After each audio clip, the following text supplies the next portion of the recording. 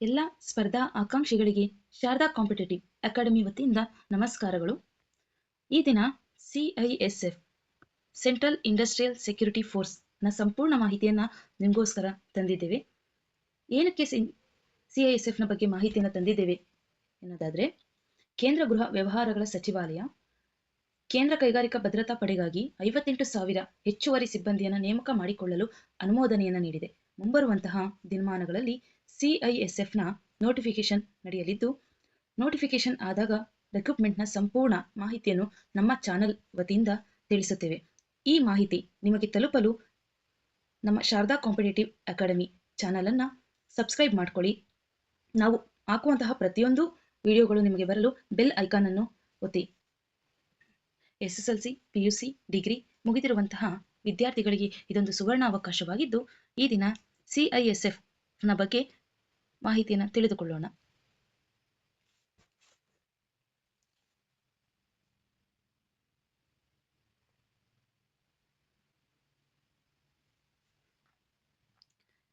CISF central industrial security force ಇದೊಂದು paramilitary force ಆಗಿರುತ್ತದೆ. ಇದೊಂದು ಗೃಹ ವ್ಯವಹಾರಗಳ ಸಚಿವಾಲಯದ ಅಡಿಯಲ್ಲಿ ಕಾರ್ಯನಿರ್ವಹಿಸುವಂತಹ ಒಂದು ಅರೆಸೈನಿಕ ಪಡೆಯಾಗಿರುತ್ತದೆ. ಇದು ಸಾರ್ವಜನಿಕ ವಲಯದ ಕೈಗಾರಿಕೆಗಳು, ವಿಮಾನ ನಿಲ್ದಾಣಗಳು, ಬಂದರುಗಳು ಮತ್ತು ಸರ್ಕಾರಿ ಕಟ್ಟಡಗಳಿಗೆ ಭದ್ರತೆಗಳನ್ನು ನೀಡುತ್ತದೆ. CISF ನ ಒಂದು ಇತಿಹಾಸವನ್ನು ನಾವು ನೋಡೋದಾದ್ರೆ, ಯಾವಾಗ ಸ್ಥಾಪನೆ ಆಯಿತು, ಯಾವ ಮೂಲಕ ಅದು ಬಂತು ಅನ್ನೋದನ್ನ ನೋಡೋದೇ ಆದ್ರೆ, ಇದು ಮಾರ್ಚ್ 15, 1969ರಲ್ಲಿ ಸ್ಥಾಪನೆ ಆಯಿತು. ಇದರ ಒಂದು ಮುಖ್ಯ ಕಚೇರಿ ಬಂದ್ಬಿಟ್ಟು ನ್ಯೂ ಡೆಲ್ಲಿಯಲ್ಲಿದೆ. CISF ಅರೆಸೈನಿಕ ಪಡೆಯು ಭಾರತ ಸಂಸತ್ತಿನ ಕಾಯ್ದೆ ಪ್ರಕಾರ ಮಾರ್ಚ್ 10, 1969ರಂದು ರಚನೆ ಮಾಡಲಾಯಿತು.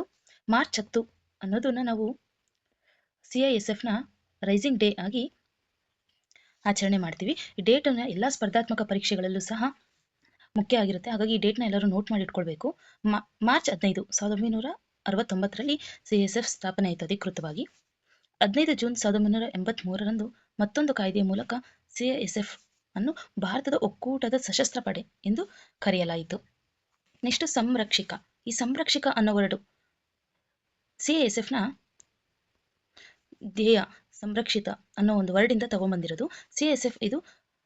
CISF ನ ಸಿಬ್ಬಂದಿಗಳ ಪತ್ನಿಯರ ಮತ್ತು ಕುಟುಂಬಗಳ ಒಂದು ಕಲ್ಯಾಣ ಯೋಜನೆಗೋಸ್ಕರನೇ ತಂದಿರುವಂತಹ ಒಂದು ಪರಿಕಲ್ಪನೆ ಸಂರಕ್ಷಕ ಅನ್ನೋದು.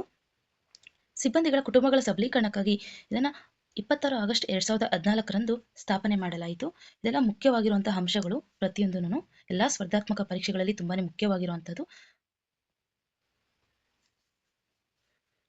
ಇದು ಮುಖ್ಯವಾಗಿ ನಾವು ಏನಕ್ಕೆ ಇದನ್ನ ಜಾಸ್ತಿ ಫೋಕಸ್ ಮಾಡ್ತಾ ಇದೀವಿ CISF ಅಂತ ಅಂದ್ರೆ, ಇತ್ತೀಚೆಗೆ ಮಾರ್ಚ್ 6 ಒಡಿಸ್ಸಾದಲ್ಲಿ 57ನೇ CISF ನ ರೈಸಿಂಗ್ ಡೇನ ಆಚರಣೆ ಮಾಡಲಾಯಿತು. 57ನೇ ಮಾರ್ಚ್ 6ರಂದು ಎಲ್ಲಿ, ಯಾವ ಪ್ಲೇಸ್ ಅಲ್ಲಿ ಅಂತ ಅನ್ನೋದನ್ನು ಮುಖ್ಯವಾಗಿರೋದು KRTC ಅಂದ್ರೆ ಖಾರವೇಲ ರೀಜನಲ್ ಟ್ರೈನಿಂಗ್ ಸೆಂಟರ್, ಮುಂಡಾಲಿ, ಕಟಕ್, ಒಡಿಸ್ಸಾದಲ್ಲಿ ನಡೆಯಲಾಯಿತು. ಇದು ಪ್ಲೇಸ್ ಅನ್ನೋದು ತುಂಬಾನೇ, ಲೊಕೇಶನ್ ತುಂಬಾ ಇಂಪಾರ್ಟೆಂಟ್ ಆಗುತ್ತೆ. ಎಲ್ಲಿ ನಡೆದಿದೆ ಮತ್ತೆ ಎಷ್ಟನೇ ಒಂದು ರೈಸಿಂಗ್ ಡೇ ಇದು CISF ಅಂತ ನೋಡಿದ್ರೆ 57ನೇದು. ಇದೆಲ್ಲ ನೆನ್ಪಿಟ್ಕೊಳ್ಬೇಕಾಗಿರುವಂತಹ ವಿಷಯ.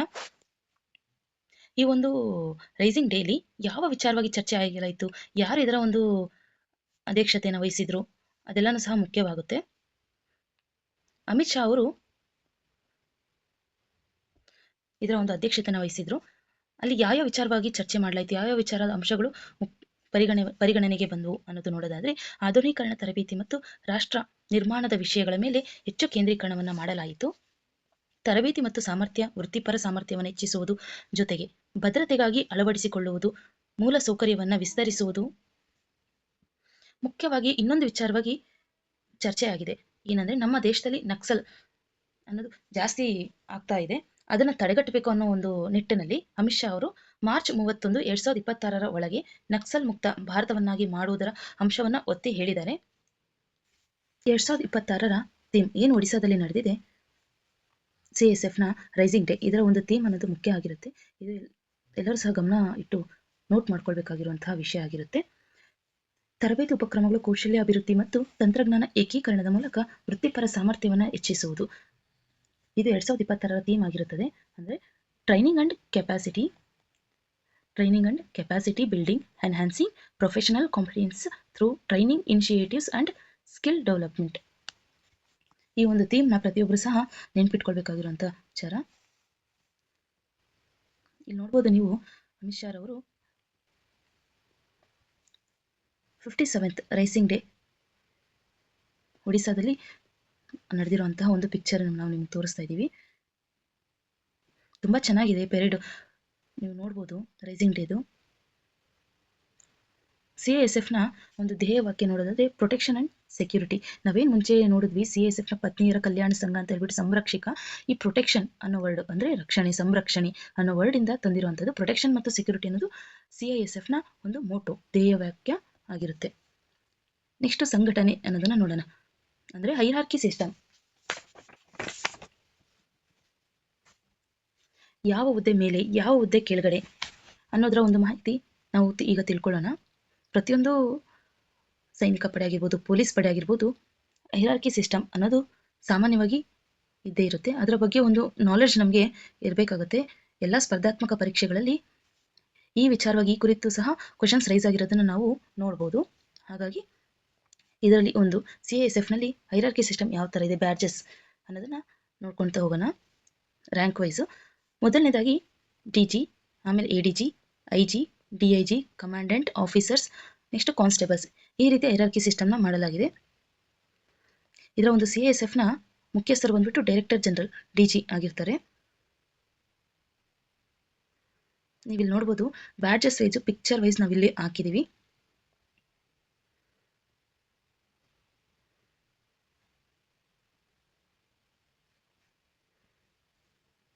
ಕೇಂದ್ರ ಕೈಗಾರಿಕಾ ಭದ್ರತಾ ಪಡೆಯಲ್ಲಿ ಮಹಾನಿರ್ದೇಶಕರು, ವಿಶೇಷ ಮಹಾನಿರ್ದೇಶಕರು, ಹೆಚ್ಚುವರಿ ಮಹಾನಿರ್ದೇಶಕರು, inspector general, deputy inspector general, ಹಿರಿಯ ಕಮಾಂಡೆಂಟ್, ಕಮಾಂಡೆಂಟ್, ಉಪ ಕಮಾಂಡೆಂಟ್, ಸಹಾಯಕ ಕಮಾಂಡೆಂಟ್,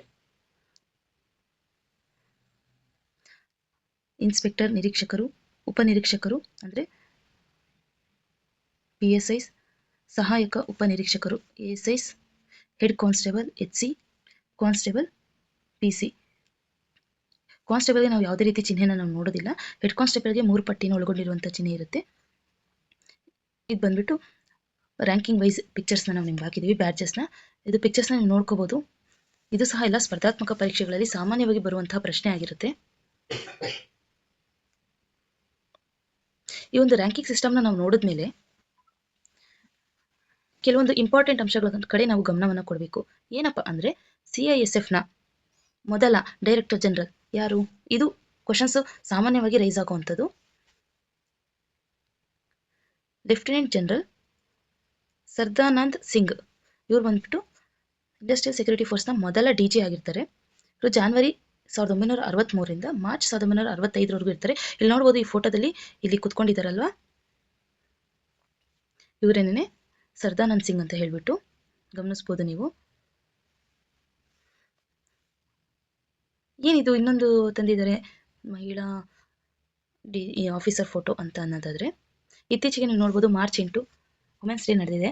ವುಮೆನ್ಸ್ ಡೇ ನಡೆದ್ಮೇಲೆ ಮಹಿಳೆಯರ ಒಂದು ವಿಶೇಷ ಸಾಧನೆಗಳ ಬಗ್ಗೆ ನಾವು ಗಮನವನ್ನು ಹರಿಸಲೇಬೇಕು. ಪ್ರತಿಯೊಂದು ಕ್ಷೇತ್ರದಲ್ಲೂ ನಮಗೆ ಕ್ವಶನ್ಸ್ ಯಾವ ತರ ರೈಸ್ ಆಗುತ್ತೆ, ಯಾವ ಒಂದು ಅಂಶದ ಮೇಲೆ ಬರುತ್ತೆ ಊಹೆ ಮಾಡ್ಲಿಕ್ಕಾಗಲ್ಲ. ಬಟ್ ನಾವು ಏನು ಅಧ್ಯಯನ ಮಾಡ್ತೀವಿ ಆ ಒಂದು ವಿಚಾರವಾಗಿ ಸಂಪೂರ್ಣವಾಗಿ ಇಂಡೆಪ್ತ್ ಪ್ರತಿಯೊಂದು 360 ಡಿಗ್ರಿ ಆಂಗಲ್ ಇಂದಲೂ ನಾವು ಅಧ್ಯಯನ ಮಾಡಿದಾಗ ಸ್ಪರ್ಧಾತ್ಮಕ ಪರೀಕ್ಷೆಗಳಲ್ಲಿ ನಾವು ಯಶಸ್ವಿನ ಕಾಣಲಿಕ್ಕೆ ಸಾಧ್ಯ ಆಗುತ್ತೆ. ಆ ಒಂದು ನಿಟ್ಟಲ್ಲಿ ಈ ಒಂದು ಅಂಶವನ್ನು ಸಹ ನಾವು CISF ನಲ್ಲಿ ಸೇರಿಸಿದೀವಿ. ಏನಪ್ಪಾ ಅಂದ್ರೆ ಮೊದಲ ಮಹಿಳಾ DG CISF ನಲ್ಲಿ ನೀನಾ ಸಿಂಗ್. ಅವ್ರ ಫೋಟೋ ನೀವು ನೋಡ್ಬೋದು. CISF ನಲ್ಲಿ ಮೊದಲ ಮಹಿಳಾ DG ಡೈರೆಕ್ಟರ್ ಜನರಲ್ ಯಾರು ಅಂದ್ರೆ ನೀನಾ ಸಿಂಗ್ ಅಂತ ಹೇಳ್ಬಿಟ್ಟು ಗಮನಿಸ್ಬೋದು ನೀವು. ಮತ್ತೆ GK ಜನರಲ್ ಕರೆಂಟ್ ಅಫೇರ್ಗೆ ಸಂಬಂಧಪಟ್ಟಂಗೆ ನೋಡೋದೇ ಆದ್ರೆ ಪ್ರಸ್ತುತ CISF ನ ಪ್ರೆಸೆಂಟ್ DG ಯಾರು ಅನ್ನೋದಾದ್ರೆ Pravir Ranjan, IPS officer, director general of the central industrial security force. ಇವರು ಅಕ್ಟೋಬರ್ 1, 2025ರಂತೆ ಇವರು 25ರಿಂದ ನಮ್ಮ CISF ನ DG ಆಗಿದ್ದಾರೆ. ಪ್ರೆಸೆಂಟ್ ಕರೆಂಟ್ ಅಫೇರ್, ಇದನ್ನ ನೆನ್ಪಿಟ್ಕೊಳ್ಬೇಕು, ತುಂಬಾ ಮುಖ್ಯವಾದಂತ ವಿಷಯ ಆಗಿರುತ್ತೆ. ಈಗ ಮುಖ್ಯವಾಗಿ ಇದು ಯಾವ ರೀತಿ ಕಾರ್ಯನಿರ್ವಹಿಸುತ್ತೆ ಅನ್ನೋದು ನೋಡೋಣ ನಾವು. CISF ಏನಪ್ಪಾ ಅಂದ್ರೆ ಇಡೀ ದೇಶಕ್ಕೆ ಇದು ಭದ್ರತೆಯನ್ನ ಒದಗಿಸುತ್ತೆ. ಇಡೀ ದೇಶಕ್ಕೆ ಭದ್ರತೆಯನ್ನು ಒದಗಿಸುತ್ತೆ ಸರಿ, ಆದರೆ ಯಾವ ಒಂದು ಕ್ಷೇತ್ರಗಳಲ್ಲಿ ಇದು ಕೆಲಸ ಮಾಡುತ್ತೆ ಅನ್ನೋದು ನಾವು ಹೆಚ್ಚು ಗಮನವನ್ನು ವಹಿಸಬೇಕಾಗಿರುವಂಥ ವಿಷಯ ಆಗಿರುತ್ತೆ. ಇದೊಂದ್ಬಿಟ್ಟು ಪರಮಾಣು ಶಕ್ತಿ, ಬಾಹ್ಯಾಕಾಶ ಕೇಂದ್ರಗಳು, ತೈಲ ಕ್ಷೇತ್ರಗಳು, ಉಷ್ಣ ಸ್ಥಾವರಗಳು, ಭಾರತೀಯ ಕರೆನ್ಸಿ ಉತ್ಪಾದಿಸುವಂಥ ಮುದ್ರಣಾಲಯಗಳು ಅಂದರೆ RBIಗಳು, ವಿಮಾನ ನಿಲ್ದಾಣಗಳು, ಜಲ ಕೇಂದ್ರಗಳು, ಮೆಟ್ರೋ ರೈಲು, ಸರ್ಕಾರಿ ಕಚೇರಿಗಳು, ಮತ್ತೆ ಒಂದು ಪ್ರವಾಸಿ ತಾಣಗಳು, ಐತಿಹಾಸಿಕ ತಾಣಗಳು, ತಾಜ್ ಮಹಲ್, ಕೆಂಪು ಕೋಟೆಗಳು, ಪರಮಾಣು ವಿದ್ಯುತ್ ಸ್ಥಾವರಗಳು, ಮತ್ತೆ ಇಸ್ರೋ ಇತ್ಯಾದಿಗಳಿಗೆ ಭದ್ರತೆಯನ್ನು ಒದಗಿಸೋದನ್ನು ನಾವು ನೋಡ್ತೀವಿ. ಇದೆಲ್ಲನೂ ಸಹ ಸರ್ಕಾರದ ಅಡಿಯಲ್ಲೇ ಬರುವಂಥದ್ದು. ಬಟ್ ಸರ್ಕಾರ ಸಂಬಂಧಪಟ್ಟಂಗೆ ಮಾತ್ರನೇ CISF ಭದ್ರತೆಯನ್ನು ಒದಗಿಸುತ್ತೆ ಅಂತ ಹೇಳ್ಬೋದಾ? ಇಲ್ಲ. CISF ಖಾಸಗಿ ವಲಯಕ್ಕೂ ಸಹ ಭದ್ರತೆಯನ್ನು ಒದಗಿಸುತ್ತೆ. ಯಾಕಪ್ಪ, ಇದು ಸರ್ಕಾರಿ ಸಂಸ್ಥೆ ಅಲ್ವಾ, ಖಾಸಗಿ ವಲಯಕ್ಕೂ ಭದ್ರತೆಯನ್ನು ಒದಗಿಸುತ್ತಾ? ಹೌದು, ಒದಗಿಸುತ್ತೆ. ಯಾಕೆ ಅಂದರೆ ಫೆಬ್ರವರಿ 25, 2010ರಂದು ಖಾಸಗಿ ಮತ್ತು ಕಾರ್ಪೊರೇಟ್ ಮುಖ್ಯಸ್ಥರಿಗೆ ರಕ್ಷಣೆ ನೀಡುವ ಮಸೂದೆ ಒಂದನ್ನು ಫೆಬ್ರವರಿ 19ರಂದು ರಾಜ್ಯಸಭೆಯಲ್ಲಿ, ಫೆಬ್ರವರಿ 25ರಂದು ಲೋಕಸಭೆಯಲ್ಲಿ ಅಂಗೀಕಾರ ಮಾಡಲಾಯಿತು. ಇದರ ಆಧಾರದ ಮೇಲೆ CISF ಖಾಸಗಿ ಸಂಸ್ಥೆಗಳಿಗೂ ವಲಯಕ್ಕೂ ಸಹ ಭದ್ರತೆಯನ್ನು ಒದಗಿಸುತ್ತೆ.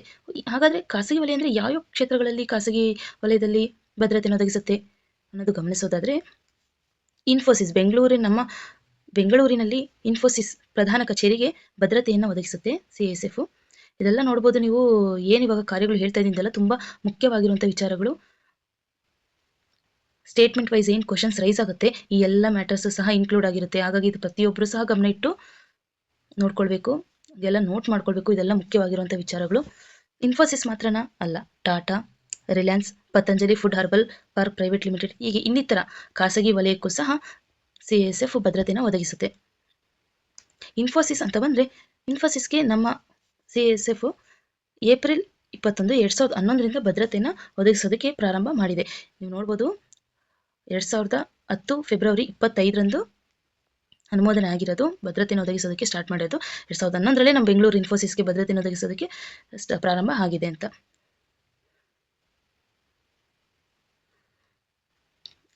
ನಾವು ನೋಡಿದ್ವಿ ಮಾರ್ಚ್ 6 ರೈಸಿಂಗ್ ಡೇ ಬಂದ್ಬಿಟ್ಟು ಒಡಿಸ್ಸಾದಲ್ಲಿ ನಡೀತು, ಅಮಿತ್ ಶಾ ಅವರ ಒಂದು ಅಧ್ಯಕ್ಷತೆಯಲ್ಲಿ ಅಂತ ನೋಡಿದ್ವಿ.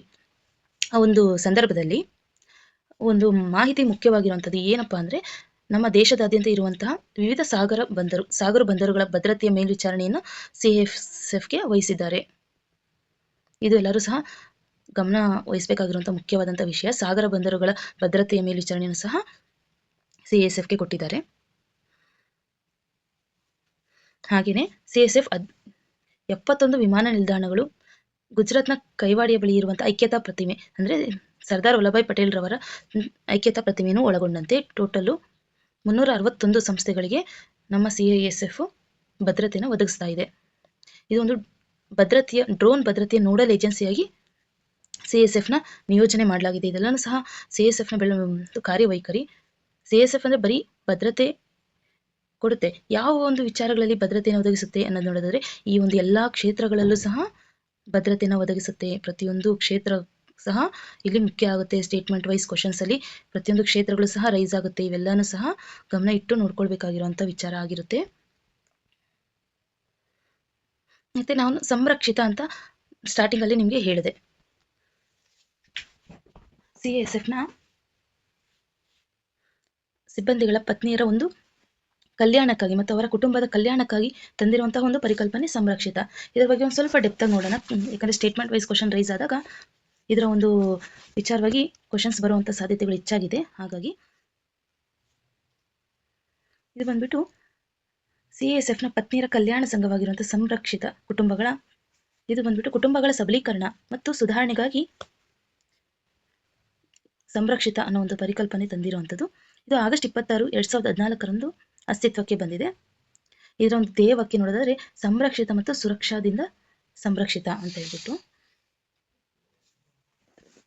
CISF ಕುಟುಂಬಗಳು ಮತ್ತು ಸಮುದಾಯವನ್ನು ಆರೋಗ್ಯ ಮತ್ತು ಸಾಮರ್ಥ್ಯದ ಕಡೆ ಕೊಂಡೊಯ್ಯುವುದೇ ಇದರ ಒಂದು ಉದ್ದೇಶ ಆಗಿರುತ್ತೆ. ಇದರ ಉದ್ದೇಶಗಳು ಬಂದ್ಬಿಟ್ಟು ನಾವು ನೋಡೋದಾದ್ರೆ ದೈಹಿಕ, ಮಾನಸಿಕ, ಭಾವನಾತ್ಮಕ ಯೋಗಕ್ಷೇಮವನ್ನು ಹೆಚ್ಚಿಸುವುದು, ಸಾಮರ್ಥ್ಯಾಭಿವೃದ್ಧಿ ಮತ್ತು ಉದ್ಯಮಶೀಲತೆಯನ್ನು ಉತ್ತೇಜಿಸುವ ಮೂಲಕ CISF ಕುಟುಂಬಗಳ ಆರ್ಥಿಕ ಯೋಗಕ್ಷೇಮವನ್ನು ಸುಧಾರಿಸುವುದು.